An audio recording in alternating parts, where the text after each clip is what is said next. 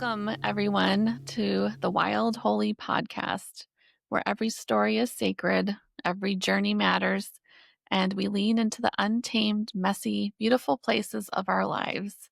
I'm Faith. And I'm Stephanie, and we're so glad you're here with us today. Today, we welcome a guest whose story spans place, faith, creativity, and self discovery. Amanda grew up in Arkansas, spent her 20s and early adulthood navigating life in Missouri, and has recently returned closer to her roots, bringing with her a lifetime of exploration, learning, and reflection. Amanda's journey has been one of courage and curiosity, finding her voice in art and community, leaving her life as she knew it to take a spiritual walkabout for 2 years, and all the while exploring what it means to live a life guided by joy and desire. Amanda's story invites us to consider how we come home to ourselves and the presence of something larger than us. Amanda, we are so thrilled to have you with us today. Welcome. Yay, thank you. Thanks for having me. I appreciate it. And for those who are not watching on YouTube, would you like to share what's on your t-shirt? Oh, sure. My t-shirt reads Butch Queen and the same logo as Dairy Queen because you got to rep like the solid Midwestern dairy places. So, Nice. yeah. Totally. And actually all of us have Iowa connections. Faith lived in Yes. Iowa for a while. I'm from Iowa. You're from hmm Iowa in a way, Amanda. hmm So Yeah. thank you. The Dairy Queen symbol is such a happy and It's joyful ubiquitous. symbol for so many people. So, and I love the Butch Queen. Yeah. Yes. Yeah. Totally. Yeah. um, so we're going to start with your background, where you're from, who your people are, and your spiritual and religious upbringing. Okay. So, like in the introduction, that Faith so graciously gave. I am from Arkansas. I was born in Iowa, but my family followed the warm weather to Arkansas. So I spent my youth here in Arkansas. But my family is mostly Midwestern, but definitely some Southern roots. And I was raised in a offshoot of Mormonism, and it was a pretty religious household. My grandmother pretty much raised me. And my grandfather was a deacon in the church. So, life revolved around church and Jesus, and Sunday potlucks and things like that. So yeah. And those are my people. My people are like they are corn-fed, middle of America people, and that is who I come from.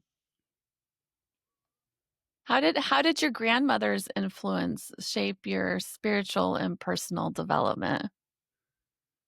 Um, I think she reigns over my life even now. Um, so there's a portrait of her over here that I've painted, Cleo. I am I live 10 minutes from where she's buried. Um, Cleo is my shine, like she is my North Star. She was the matriarch of the church. She's the matriarch of our family.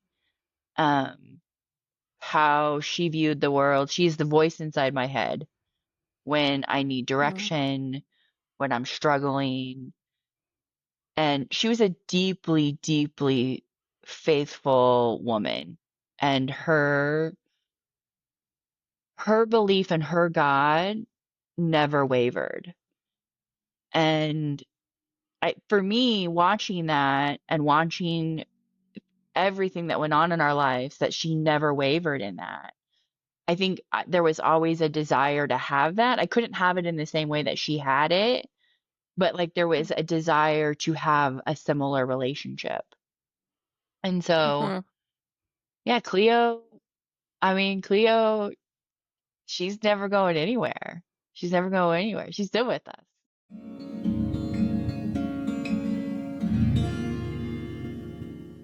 It's beautiful, right? hmm But hmm at the same, she had a beautiful faith.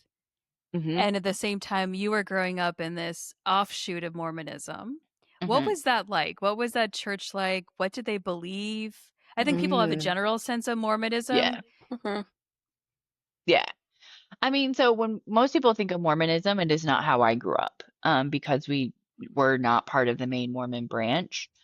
But so our particular branch, it's very insular. It's very small. It's not a big, there's not a, it, because it was, we were an offshoot of an offshoot. It's like, maybe 50 people, maybe.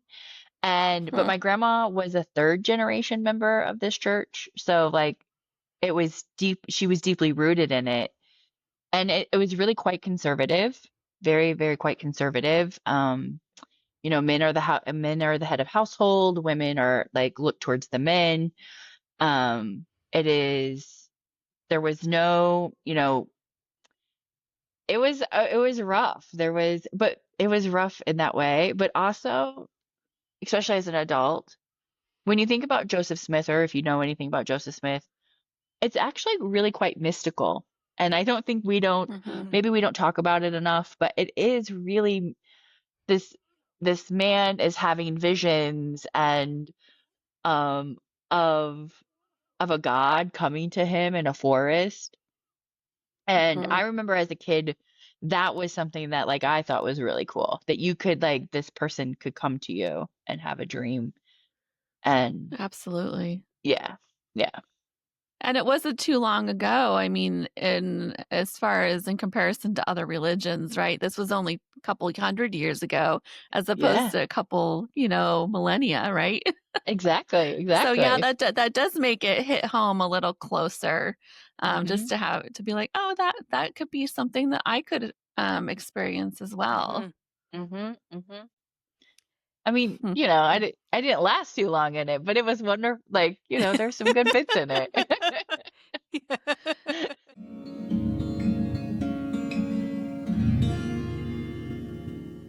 I'm just so curious because I don't know a ton about Mormonism.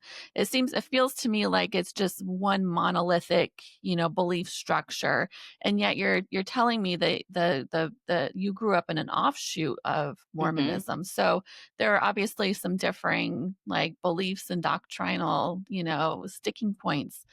Hmm. What exactly were like the biggest, differences between the mainstream and your branch? So I think for us, like, because actually don't know much about mainstream Mormonism. I've never really, Mm, when I left my particular branch, I never was like, hey, let's see what the other things are doing, the other people are doing. I was not that curious about it. But from the general things that I know mm, about it, it was the prophet. There was how who the prophet is and how that is passed down.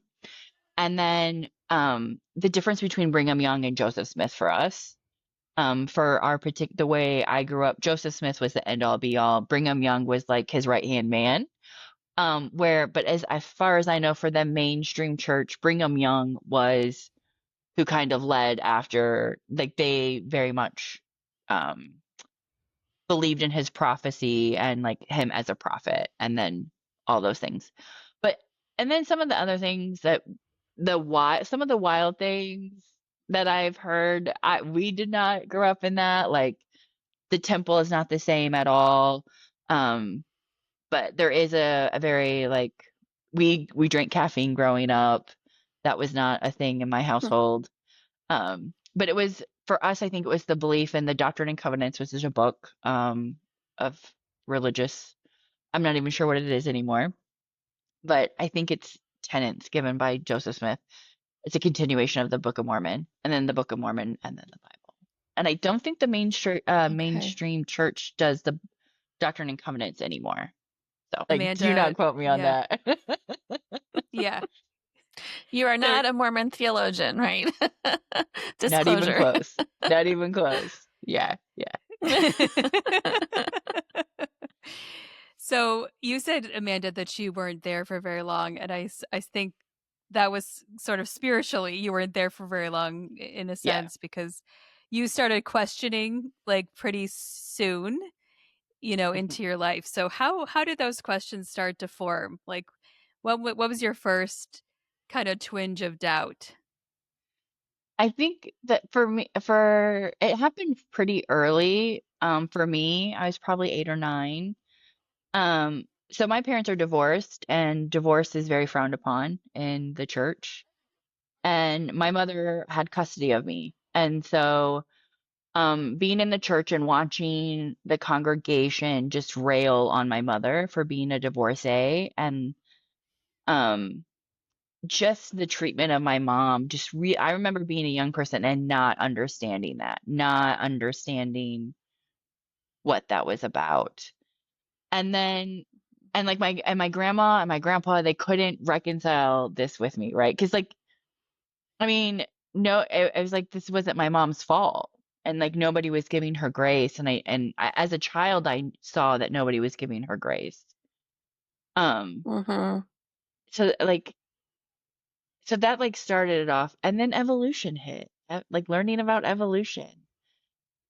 And Mm-hmm. my Bible school teacher could not tell me where the dinosaurs were in the Bible.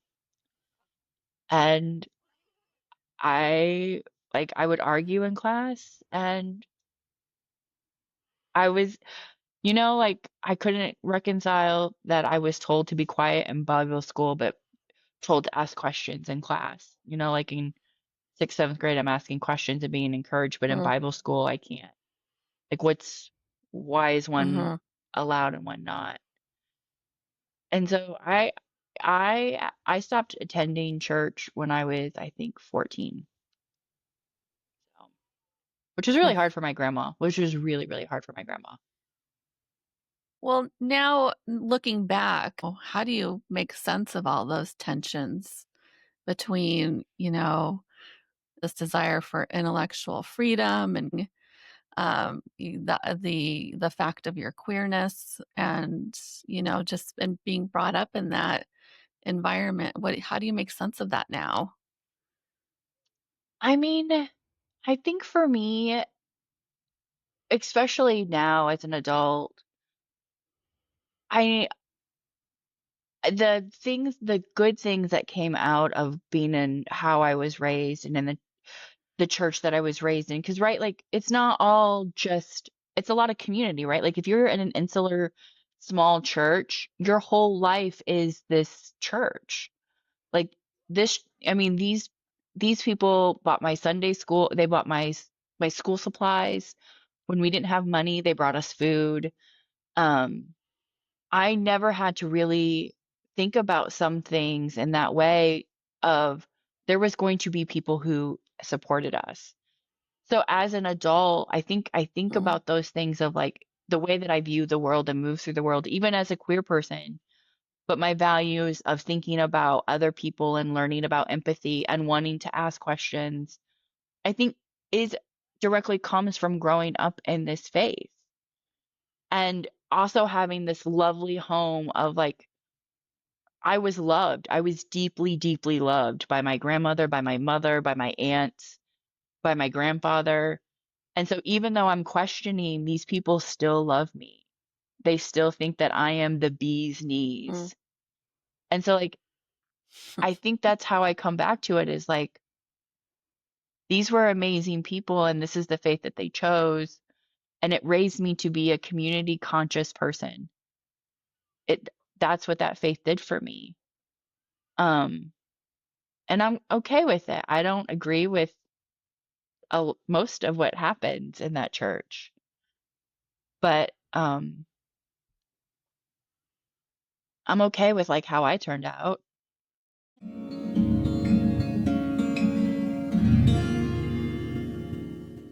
So that theme of community.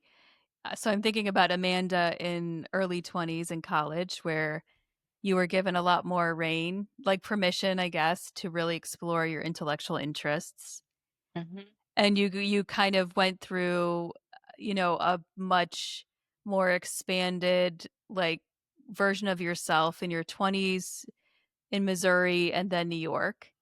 Mhm. So can you, I don't, not that you like put it this way, but you had a period of your life where you were not following, well, um the kind of strictness of your childhood religion and faith was was not foremost at the front of your mind or your life.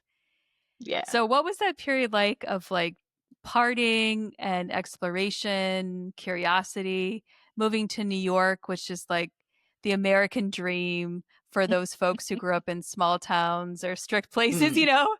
It's a Yeah. trope for a reason, right? So It is. tell Yeah. us a little bit about that period in your life. Yeah. Yeah. I mean, so college was wonderful for me. I loved college. My undergraduate is in religious studies and studio art. And let me tell you that like I learned to I really, really I love asking questions. I love learning. I love being over like I found weirdos and I love being a part of the weirdo group. That was like and and it was wonderful. It was wonderful. I'm a part of my program is I'm attending different services in different faiths. I'm eating dinner with the Hare Krishnas and I'm standing up in a Greek Orthodox service. I'm really understanding what faith is to other people and how it moves in their world in college, and it made it I it made it it dampened the anger that I had towards God, being able to get to experience this in a broader way. But I mean, I say that, but I also Mhm. wasn't ready to let go of all my anger. I definitely wasn't. And I think here comes the party, right? It's like you gotta let it go, you gotta let it go, and you gotta find freedom. And for me, like I found God on the dance floor. I found God and hooking up. I found God and having a good Mhm. time and that sense of freedom. And I was older when I finally decided that it was okay for me to let go. Um, but it was a good time. Like it was a good time for me. It was a really good time, and it brought me to New York. And in New York, I found my people. Um, Being queer in the South is really hard. It was really hard, especially like you have to think about that was the 90s. It wasn't like necessarily is. It's changing again today for worse, but um you know, y- there wasn't many out people when I was younger here. Um, and so coming to New York and having a vibrant, vibrant queer community and not just sexuality, right? But like queer community, like radical queer of like you get to choose your family, you get to choose your gender, you get to choose all of these things that feels good and aligns with you.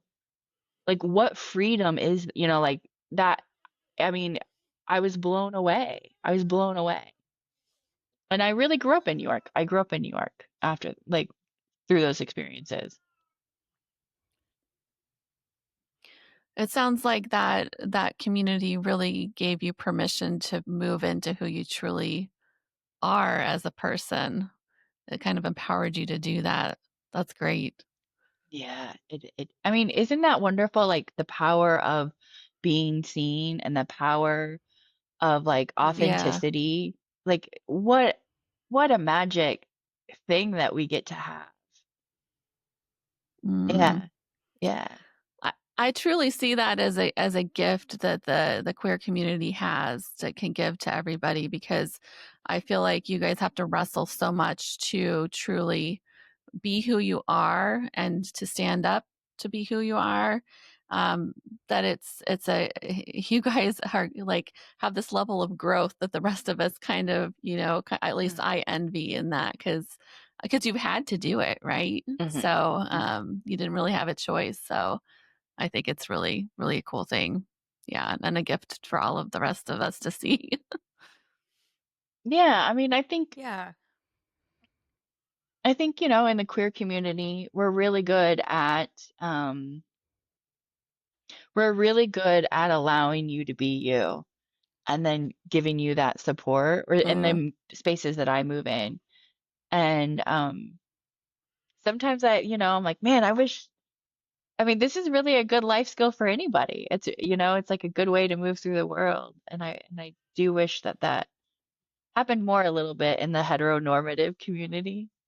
I see a lot of sadness in my and just looking on the, looking towards it of like, man, you can be a weirdo, right? Like that's totally okay. You get that choice. You get that choice. Permission. Permission to Yeah.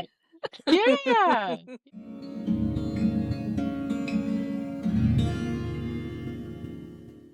I did have a question that I don't want to forget because you have joint degrees in religious studies and art. Studio What art. kind of Yeah. artwork? Painting?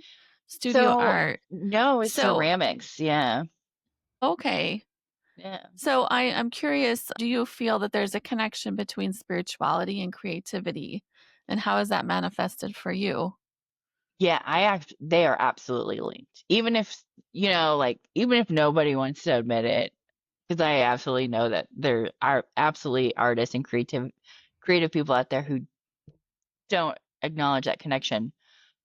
But like it absolutely is. It absolutely is. Like the thing like creativity and spiritual spiritual practices and having access, the thing that is greater than you, they go hand in hand.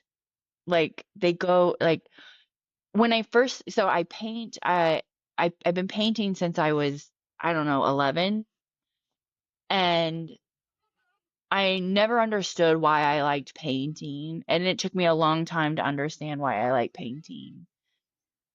And it's because it's a place where the divine comes into my life and moves through me, and it's so easy for me. It's like it's the easiest conversation. It's the easiest.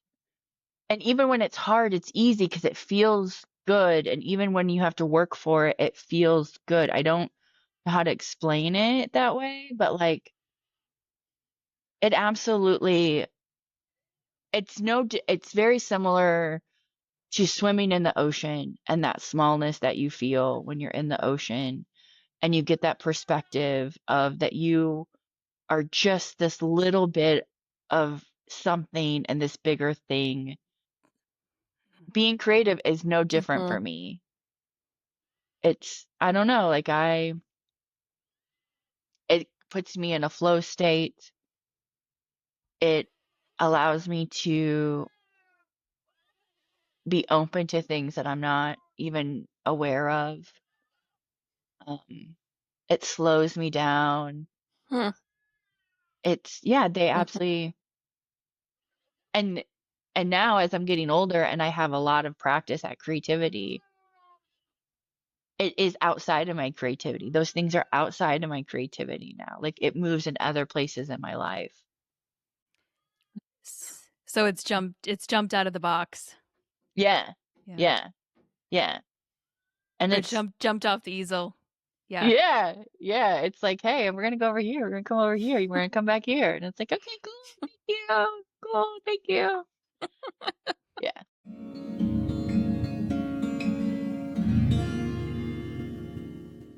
Well, speaking of jumping off the easel, jumping out of a box, Amanda, after some years living in New York City, Mm-hmm. you and there were some, which you can talk about if you want to, some extenuating circumstances, some big moments in your life that sort of precipitated a period of searching and then preparing for something that very few people actually do, but many people might want to do, which is to step away from their life as they are living it, to take a pilgrimage slash walkabout slash sabbatical slash fill in the blank. So do you want to tell us how you decided, like what prompted you to even consider making such an adventurous move? Mm. Mm.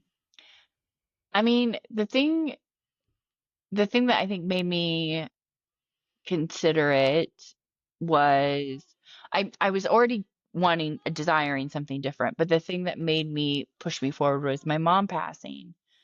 in 2020.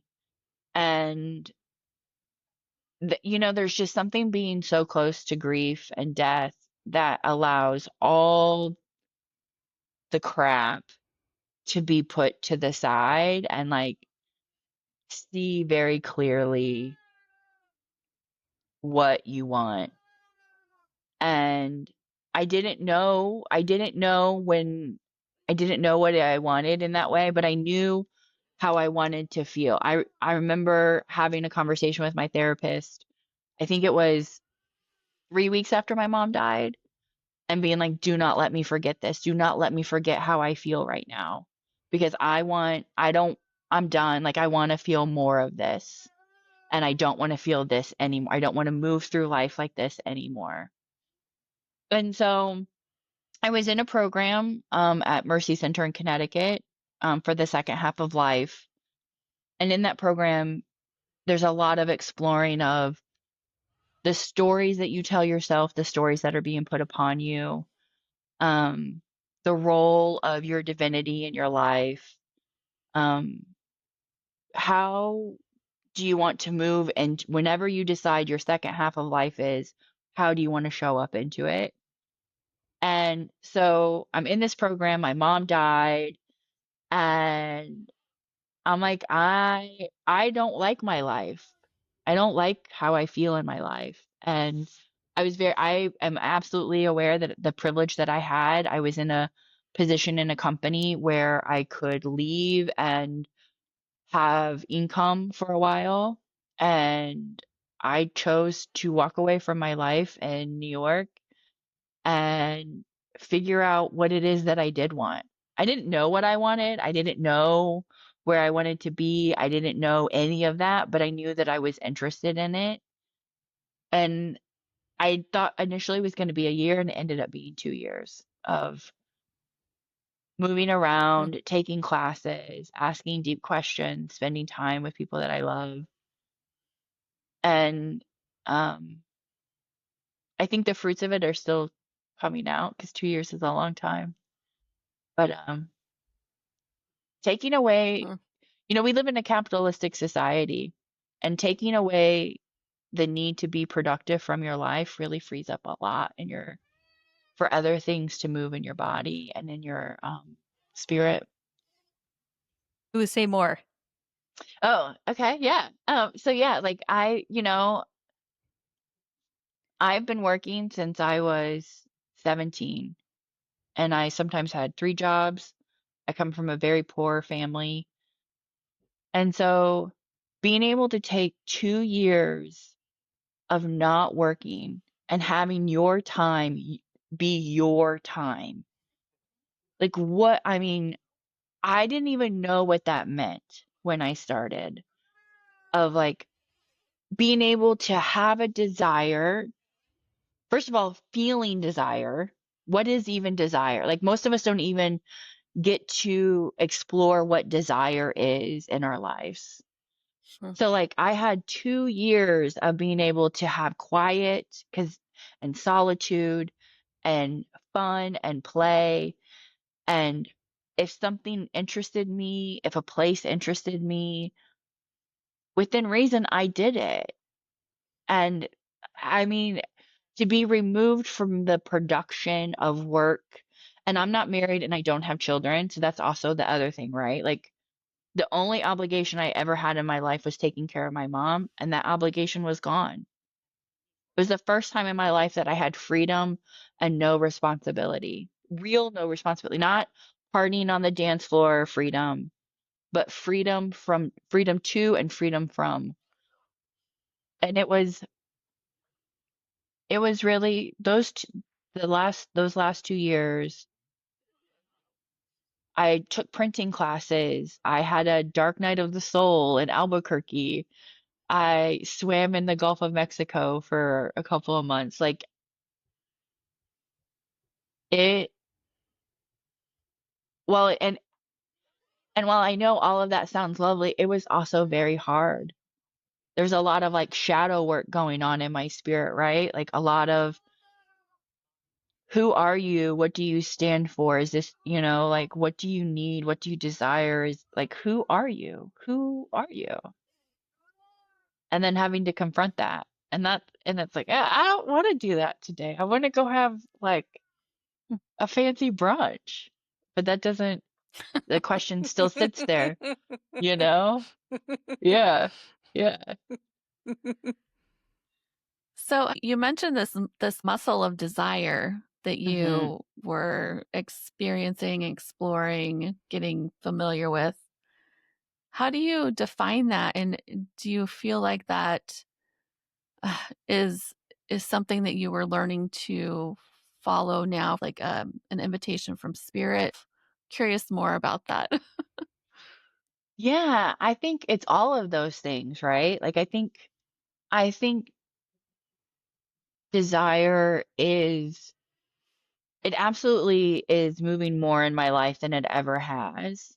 And being able to be conscious of what I desire and recognizing um what I want instead of what I don't want. Like that was the thing before all of this, right? Like I knew what I didn't Mm, want, but I didn't know what I wanted. I see. And I think, Yeah. yeah, yeah, right. Like I think a lot of us are really good at that, especially those of us who have been problem solvers and wayfinders. Like the tapping into desire is can be really hard. But I think now desire is absolutely it's way easier for me to access in my life now. And it does come from me. It comes from spirit. It is the thing that propels me forward. It's all of those things because I've had this muscle now of recognizing and feeling and having like a feedback loop of that, of like Hmm. this, oh, maybe I do want this. And like the wild Hmm. thing about it is I know that all of this sounds so simple. All of it sounds so simple, but like the desire, like having the desire is enough. Like that's enough reason to be curious about it and explore it and move to it. And I didn't know, Hmm. I didn't know that. I, I did not know that. Yeah. Yeah. So there's like a you can trust this desire Yeah. that when you follow it, it's good hmm and good things come from it. Okay. Yeah. Yeah. Because like, it's, one of the other things that I learned in this journey is, again, it's like these cheesy things that are so true. And I know that, but like, I can make a choice and I get to make another choice. So I have this desire, I can Mhm. trust it, I can make a choice. And whenever that desire and those choices maybe stop feeling good or not, or and maybe not aligning, or I'm hearing something different, guess what? I get to make another choice, and like something else happens. Like, Mm, it, um, Octavia Butler, right? God is change. And that, Mhm. like, that has moved through me these last 2 years. And so like I can trust, but I can also know that it's gonna change and it's gonna shift and I'm gonna move and shift with it. mm, Yeah. That seems like a lovely evolution from maybe where you started spiritually, at least in the environment that you were in. I can't think hmm of anything that really strict Christian religions dislike more than people tuning in to their own desires. Amen. true. True Amen. that. Yes. Yes. Uh, Yeah. it's not very controllable when people get to follow their own thinking Mm-hmm. and desires and whatnot. Yeah. I Yeah. mean, isn't it wonderful to be that radical? And the thing is, like the wild thing about it is you're that radical and the only thing that you're doing is showing up in your life. Like Mhm. isn't that's wild to me? And I love it. I love that. that is like that makes me radical is that I just get to show up in my life. It's like cool, cool. That's Yeah. amazing. I like that. I think 8-year-old Amanda wouldn't know what to do with 45-year-old Amanda. She'd be like, "You're, I don't know."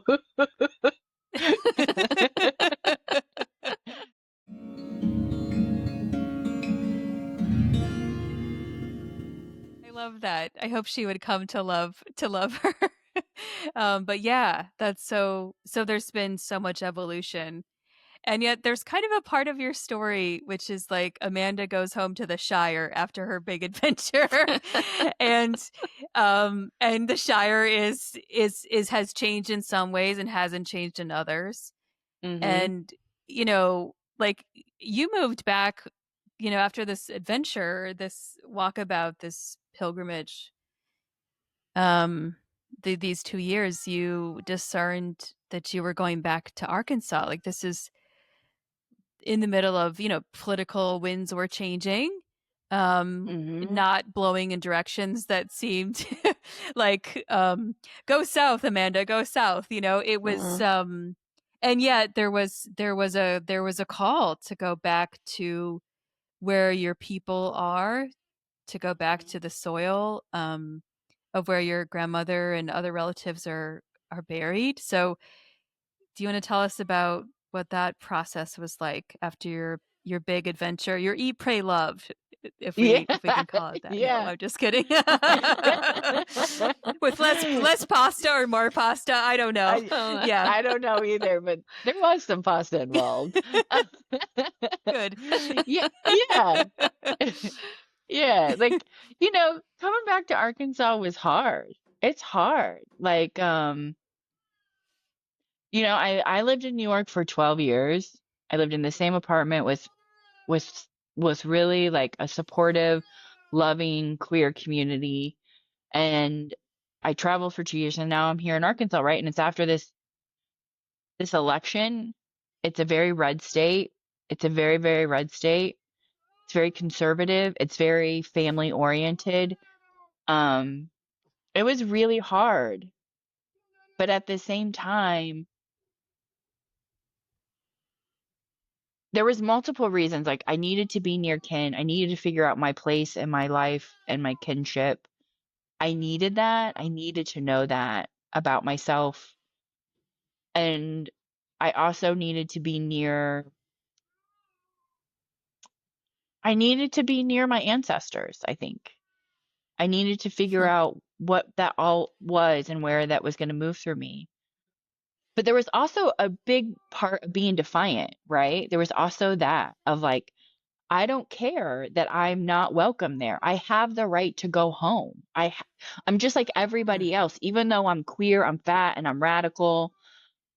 I know it's easier for me to live in New York and live in Brooklyn. I know that. But I have the same rights as anybody else who wants to go home.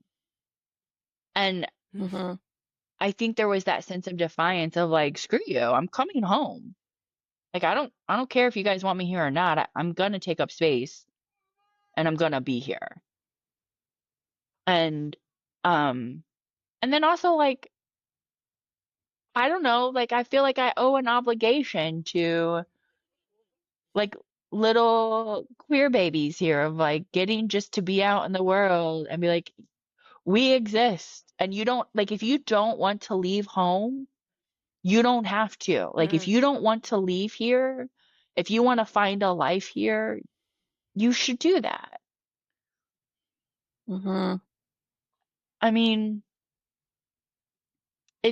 I mean, I'm so comfortable here in the weirdest ways because I'm so familiar with this landscape and I love the red dirt. I love the red dirt. Um, and I know what to expect and I have a lot of privilege, right? Like I'm white, I have access to resources. And so even though I'm not necessarily what Northwest Arkansas wants to exist here, I get to take up space here. And there is mhm. a lovely feeling of giving the middle finger And I really love that. Mhm. Well, you had mentioned your 9-year-old self a little bit ago, and wondering, she wouldn't have recognized you, or would so I'm curious, what would you, if you could speak to your 9-year-old self, being who you are at this moment, and and in relation speak to those other queer kids who are growing up in places that are less than welcoming, what would you say? I say to younger Amanda quite often that it's okay. All of it's okay to be you. And um it's actually pretty wonderful to defy the norm. It makes for an interesting life, and like um the need to be curious, the need to, like, when you're so young and you can't figure out why you can't fit in with everybody, like why can't I make myself fit in? And it's like, I think I when I'm talking to her and I see young babies, young queerdos, it's like, no, don't worry. Like, there's no amount of saying that to them will change it, but it's like, you will find it. You will find a way. You will find people. I promise you, because there's other people that look and feel just like us. Mm, And it it makes you not a puddle person. To have this such a deep desire that no matter what you do, you cannot stray from who you are. Like, it's a lovely feeling, and you'll find out. You'll find out, like, and there's a big world out there, like, there's, I don't know, yeah, 8-year-old Amanda, you're doing just fine. It's everyone else that yeah. maybe has the problem. Oh,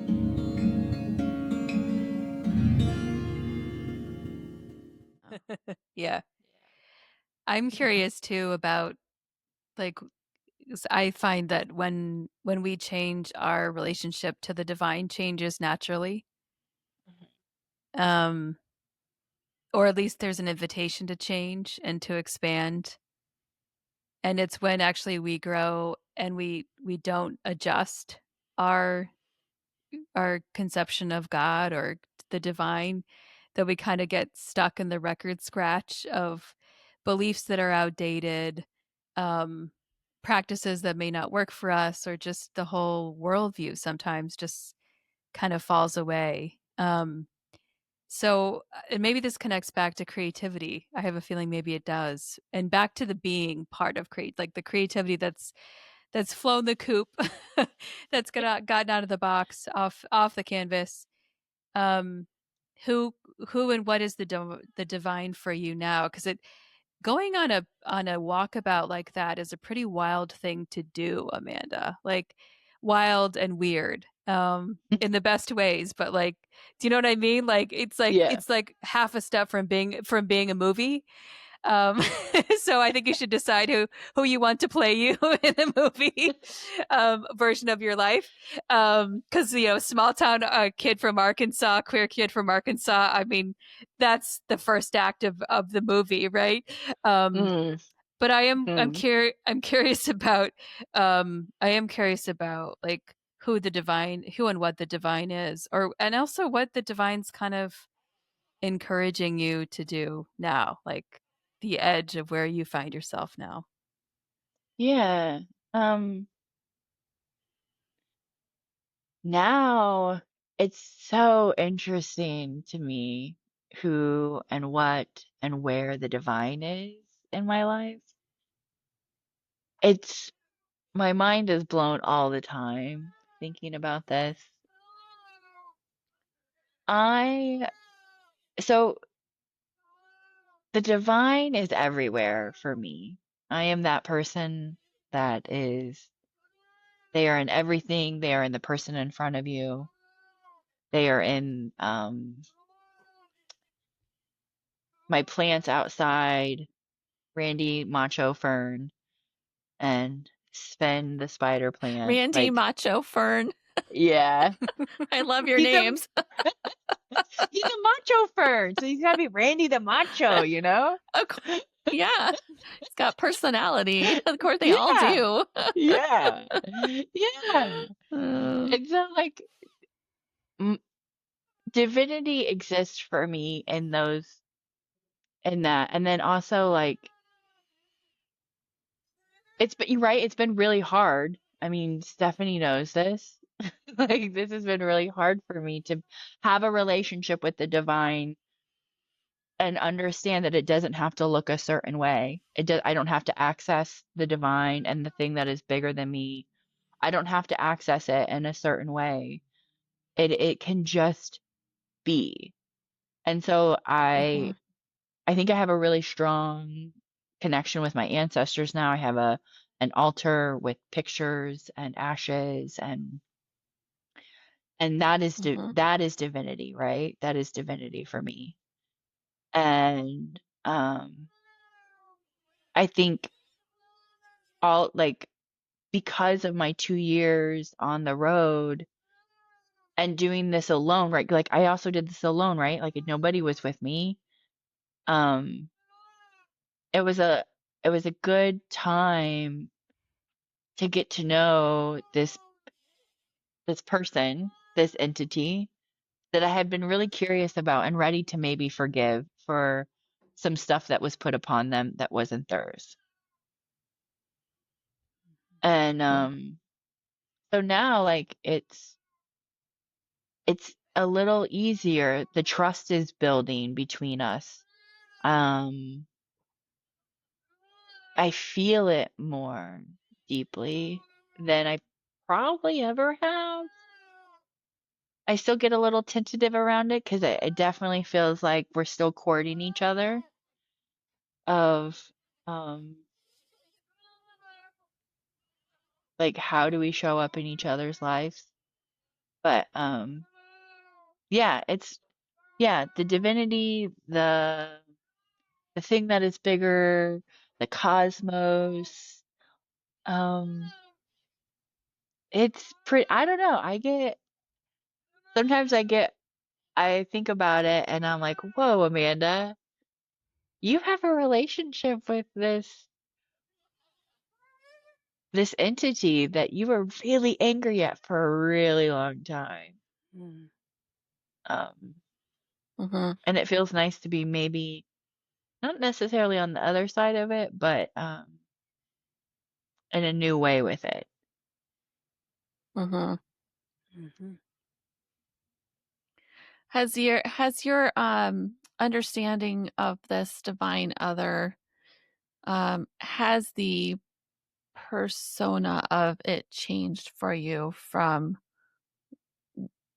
the beginning to where you are now? Do you understand it to be of different qualities, of different beingness? I'm curious. Yeah, I think, from it is so different from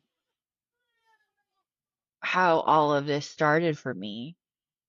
It um so the so how I ended up in New York, I was on a road trip. I had lost my job. I was on a road trip, got a job in New York and stayed in New York. But on the way there, I stopped in the Blue Mountains and was on a hike. And it was the first time on this hike that I ever felt God. Ever. I was hiking and I felt this like vibration move through me.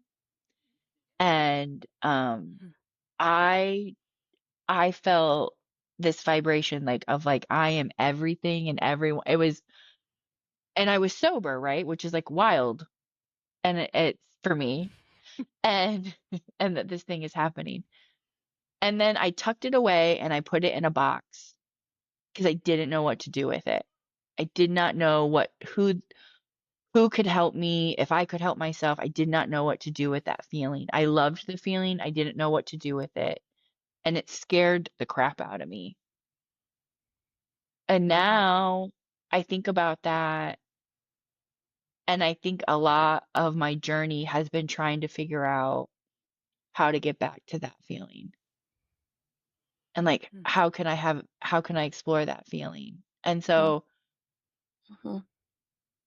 I don't like I didn't, like I come from a pretty Christian background, and that's not my jam at all anymore. But and for so long I wouldn't even think about identifying myself as someone who has a spiritual practice because I had so many feelings about what that meant.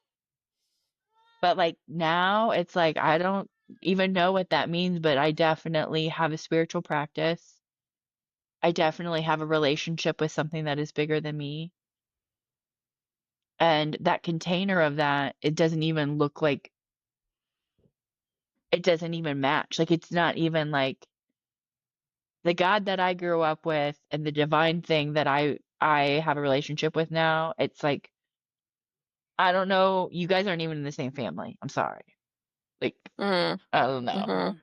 Like Mhm. Yeah. Interesting. That it's crazy and kind of makes you wonder God must be so big that we just kinda like we kind of, like you're on your walkabout catching glimpses of God here and there, and, um, what you saw of God was maybe very limited in your early years, and maybe we start to as we all get older, we start to catch wider and, more vast glimpses of God and what that is. mhm. At least we hope so. Yeah. Yeah. I mean, like being able like I think the way that my life has moved and changed has allowed me to have a different relationship, right? Like if I can move and change and I can grow and expand and perspectives of change, you can't hold that same. It's allowed me to move beyond how I felt about the divine, right? Like Mhm. we move, we grow, we change. And so that's like just it's like, well, this can also move and change and grow and I Mhm. don't know. Um, Mhm. it's yeah, painting the set like a canvas 52 times, the same canvas, like and having 52 Mm. layers of paint on it will Uh-huh. really it will Mhm. really open your eyes to that. Mhm. Things can shift for you, you know? Yeah, yeah. Mhm. That seems like a really great spiritual practice. It's a great metaphor for Yeah. understanding life and all sorts of Mm-hmm. things, right? Mhm. Wow, I like Mm-hmm. that. Mhm. I remember Yeah. I went on a pilgrimage to France, so there's the eating part of it. I had like the best. I remember thinking, actually, is this what butter tastes like or is supposed to taste like when I was in France? It was amazing. Um, but I went to this ecumenical community called Taizé. Some people know Taizé, in this little village in Burgundy, in the Burgundy region of France, and um, tried to speak French. It didn't go that well, but I did succeed in flirting and also had an amazing time.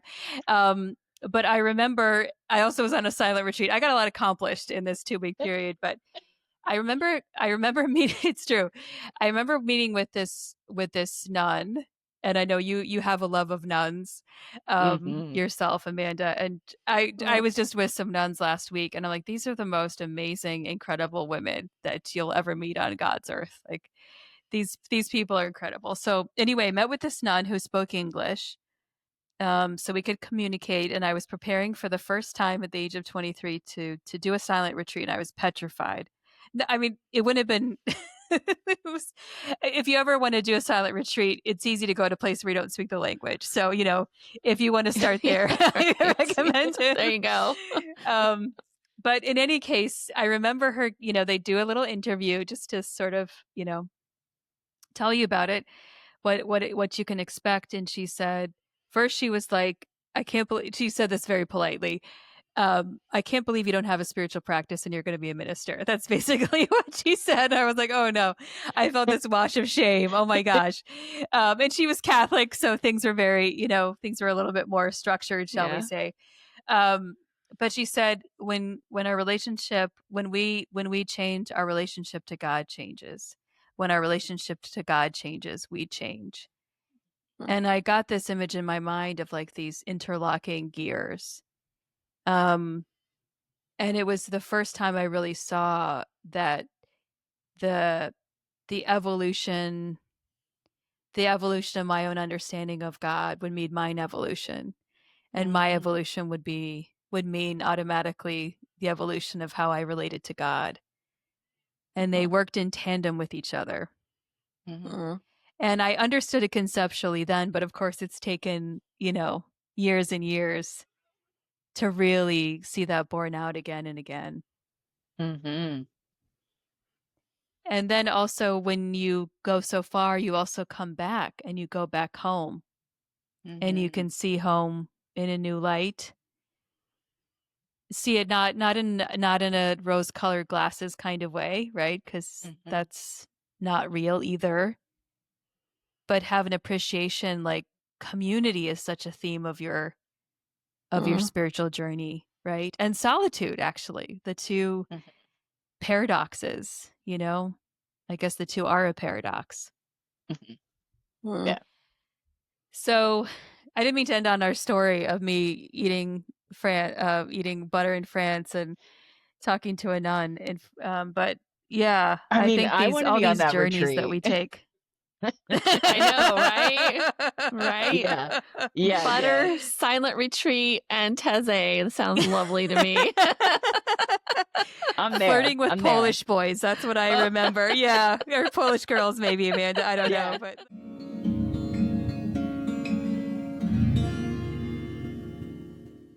Well, then let me toss it back to Amanda as we kind of wrap this up. Maybe one final question for her. What does home mean to you now, both spiritually and emotionally, as you've Ooh. come back home? Mm. Home is a knowing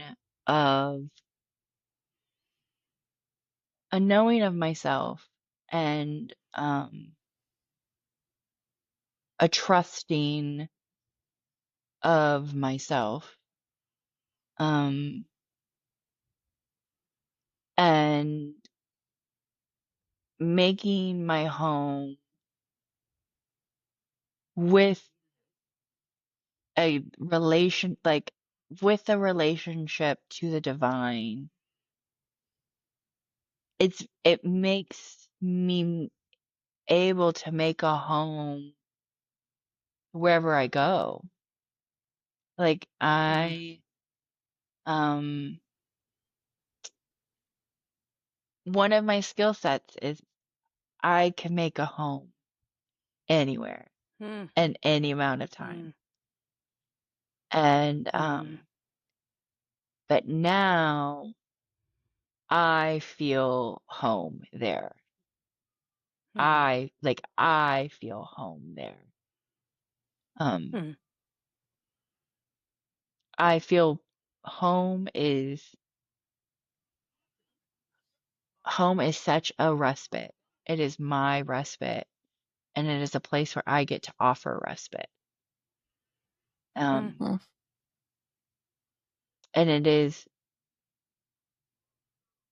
is because I have my spiritual practices that when someone comes to my physical home or is in my spiritual home that there is a sense of comfort and ease. mm, Um, I don't know. I think about my inner home as like this big, fluffy, like Do you remember those 70s walk-in like step-in living rooms? Like you'd walk down in and like be Yes. like you yeah. And so like I think about my home as like just like a big old step-in living room like full of fuzzy blankets and cozy teas and like Shag carpet. shag carpet baby, shag carpet. Booger green, booger green. Yeah, that. Oh, So, yeah. that's a great That's a picture. great. Yes, it is.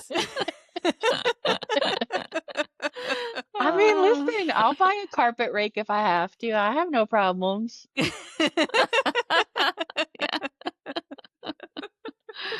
Well, Oh, that is a funny. beautiful and rad image to leave us with. And I love the image of your soul as a 70s step-in living room. And don't you want to know Amanda? Like, don't you, if you see her in Northwest Arkansas, don't you want to say hello and say, I love your t-shirts?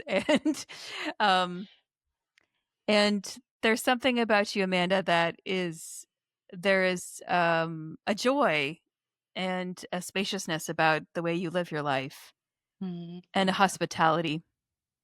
Hmm. Thank you. Mhm. Thank you. Absolutely. So thank you for being with us for Thanks this for having this me. walkabout through your life. Yeah, yeah. Yes. We're This so is thrilled. great.